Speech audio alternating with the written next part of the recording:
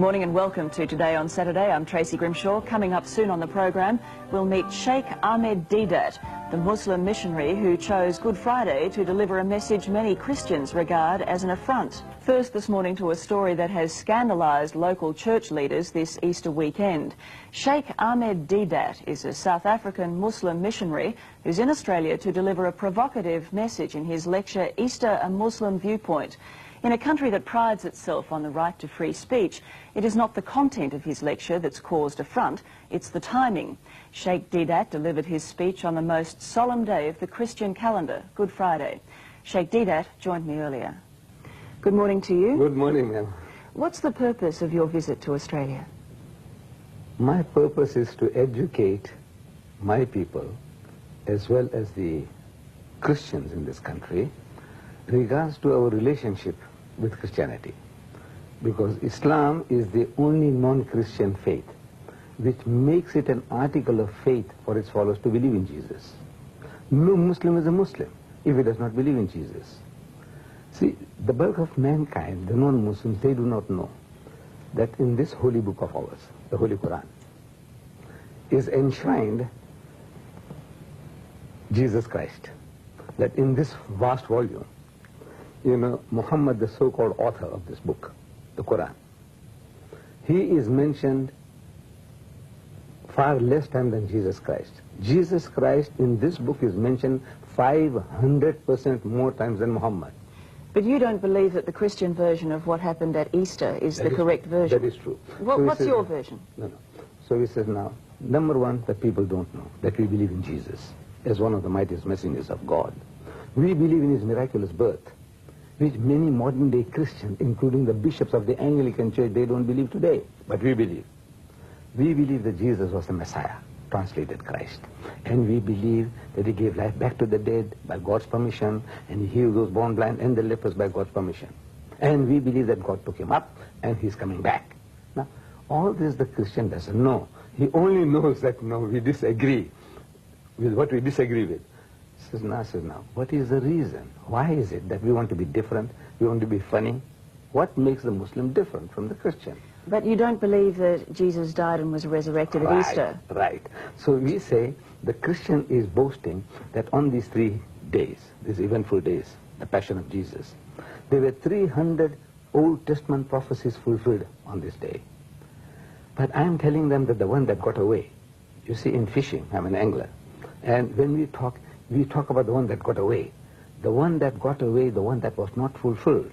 Now, I'm here to educate people about the one that got away. And you will upset Christians, though, won't you? You must, I suppose, concede that. My motive is to educate. But can I put to you, if we could just concentrate on this one particular issue at the moment, yes. Can I put to you that it will be considered insensitive by many Christians that you have chosen Easter to come and deliver this message? No. I had no plans whatsoever. Some months ago, they were asking me for a blank slot that I have in my programs. So it's a coincidence that it's Easter? It is unbelievable. My very first major lecture happens to be on Good Friday. Extraordinarily unbelievable. It's extraordinary. But coincidences do happen. But now, to me, this is the most appropriate subject for the day. Let's say on Christmas Eve, on Christmas Day, the birth of Jesus, we're supposed to celebrate. I'm talking about the passion of Jesus. You know, what happened to him and how he died, and then they beat him up. No, doesn't make sense. Doesn't make sense. When you talk about Easter at Christmas time, it doesn't make sense. You talk about Easter time. All right, well, let's say at Ramadan, the Pope goes to Tehran and says, you've got it all wrong. Right, okay, come. Well, how would he be received? His Pope, His Holiness, yes. Just coincidence that you mentioned his name. He has just written a book called Crossing the Threshold of Hope. It had become the world's bestseller in 12 countries immediately on publication. In this, he says, we must have a dialogue with the Muslims. So, suppose it's a coincidence that Ramadan is the occasion when he happens to be in Tehran, and we are having a dialogue. He says, now look, you people, man, you're killing yourself. Who the Pope is reason with us. He said, you know, you Muslims, you pray 5 times a day. Every day of the year. Then, you know, that whole month of Ramadan, you're going to go through hunger and thirst. Because from before sunrise to sunset, the Muslim, no eating, no drinking, no sniffing, no smoking. So what kind of life are you people leading? Is your God hungry for that? Is your God hungry for your prayers? Is he hungry for your fasting? He says no. Now he has a right. He has a right to say, look, there is an easy way. Can I ask you this? Are you expecting trouble on your visit to Australia? Because I notice you have 2 bodyguards in the studio here. This is the first time in my life. I don't know Australia. You know, it's a rough country, or like the old cowboy days. I don't know. You know, the cowboys and cooks we see in films. I thought maybe this vast continent, please forgive me. Please forgive me. Australia has enshrined in its democracy freedom of speech, Sheikh. I don't think that... I know, I experience it very much. I appreciate it. But you know, you don't know what's going on. Like when I go to America, the West, I don't know. There's the cowboys and cooks are still around, you know, with the guns ready for blazing away. Can I ask you this? Why do you believe that we must all worship the same God? I mean, we don't all eat the same food. We don't all speak the same language. Why must we all worship the same God? Why isn't there room for us all to differ? No. We must tolerate each other's points of view, differences. But everybody is aiming to get a consensus. Everybody. The Christian wants the whole world to be Christianized. True or false? Look at the present moment. There are 35,000 crusaders occupied in Africa, raising the dust. Not priests, ministers of the church, but crusaders from America. They want to change the continent. They want to make Africa a Christian continent. In 1977, in Indonesia, there were 6,000 crusaders trying to convert the Indonesians, and they have succeeded so far in converting 15 million Indonesians into Christianity. And by the turn of the century, they want to make Indonesia a Christian nation. Now, this is an aim, a noble aim, from the Christian point of view. Similarly now, since Christianity is a missionary religion, Islam also is a missionary religion. As much as the Christian is out to share his faith with the rest of mankind, we also want to share our faith with the rest of mankind. And Islam, I don't know whether you know, is the fastest growing religion in the world.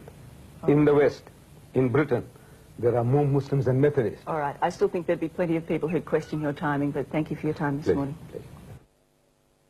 A controversial South African Muslim missionary visiting Australia has found reason to thank his critics. Syeikh Ahmed Deedat says those who have criticized the timing of his first Australian lecture have done him an enormous favor. One opponent, the head of the Wesley Mission, says an anticipated attack on Christianity on Good Friday is scandalous. As he embarks on his first Australian tour, Syeikh Ahmed Deedat says he hopes to educate Muslims about Christianity and Christians about Islam. This Good Friday, what they're talking about, these things didn't happen. And my proof is from the Bible itself. The timing of the first public rally on Good Friday at Sydney's Town Hall has created a storm. Can you imagine if Christians hired the Sydney Town Hall to deny that Muhammad was a prophet, to attack the Quran and to disbase Islamic faith in the middle of Ramadan? What would happen? I'll tell you what, I would have to join Salman Rushdie. Tour organisers say they hope Reverend Moyes will meet the Sheikh to discuss the differences between the two religions. But we are not attacking, we just want to explain. Whether you believe or do not, it is up to you. The Sheikh believes Reverend Moyes has done him a great favour. Look, if he had ignored me, your newspapers and your radios and your TVs would have never known that Deedat had come and gone.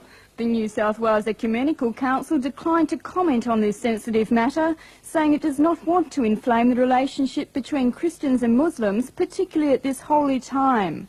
While the Australian Federation of Islamic Councils welcomes Syeikh Ahmed Deedat's visit, but are disappointed that it clashes with their annual Congress.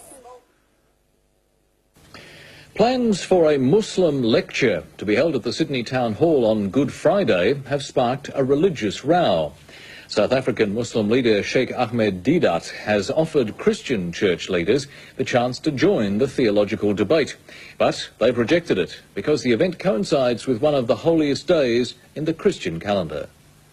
78-year-old Syeikh Ahmed Deedat has taken on religious leaders throughout the world, arguing the teachings of Islam with evangelists like Jimmy Swaggart. We are not taking exception to that because this is, you are not used to our names. But it's the timing of his Easter visit that's upset Christian church leaders. The Sheikh has made a booking on Good Friday at no less a venue than the Sydney Town Hall to argue the Islamic view that Jesus was a prophet but not the Son of God.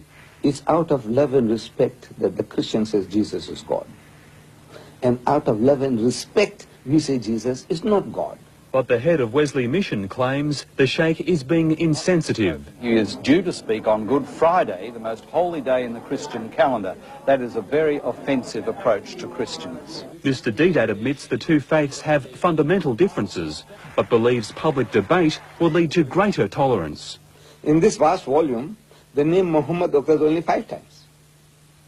Jesus occurs 25 times, 500% more times the name Jesus occurs. He is the King of Kings. Reverend Moyes has been invited to take the stage with the Sheikh during his Good Friday address. It's an invitation the Reverend has declined.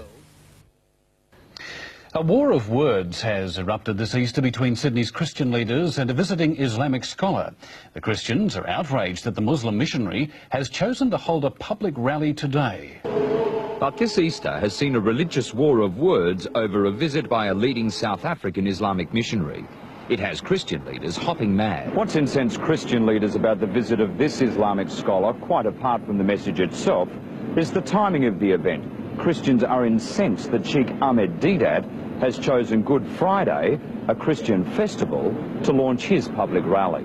Could you imagine what would happen if the Christians of the community took the Sydney Town Hall in the middle of Ramadan and started to deride Muhammad and indicate that the Quran is incorrect? But the man at the centre of the storm, Syeikh Ahmed Deedat, doesn't know what all the fuss is about. To me, it is childish. By God, it is childish.